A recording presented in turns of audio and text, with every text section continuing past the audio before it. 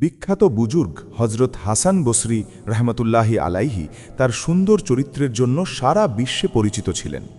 তার বাড়ির অপরের তলায় এক অমুসলিম প্রতিবেশী বাস করতেন। দীর্ঘ ২০ বছর ধরে সেই প্রতিবেশীর বাথরুমের ময়লা পানি হজরত হাসান বসরি রহমতুল্লাহি আলাইহির ঘরের এক কোণায় চুইয়ে পড়ত। তিনি কাউকে কিছু না বলে প্রতিদিন নিজের হাতে সেই ময়লা পরিষ্কার করতেন। একবার হজরত হাসান বসরি রহমতুল্লাহি আলাইহি ভীষণ অসুস্থ হয়ে পড়লেন। প্রতিবেশী তাকে দেখতে এসে ঘরে ময়লা পড়ার বিষয়টি লক্ষ্য করলেন। প্রতিবেশী লজ্জিত হয়ে জিজ্ঞেস করলেন, আপনি কেন এতদিন আমাকে এই কষ্টের কথা জানাননি? তিনি উত্তরে বললেন, আল্লাহ আমাকে ধৈর্য ধরার শিক্ষা দিয়েছেন। এই অসামান্য ধৈর্য ও কোমল স্বভাব দেখে প্রতিবেশী লোকটির সাথে সাথে ইসলাম গ্রহণ করেন। আমাদের জন্য শিক্ষা, উত্তম চরিত্র এবং ধৈর্যই হল মানুষের মন জয় করার এবং ইসলামের পথে ডাকার শ্রেষ্ঠ মাধ্যম।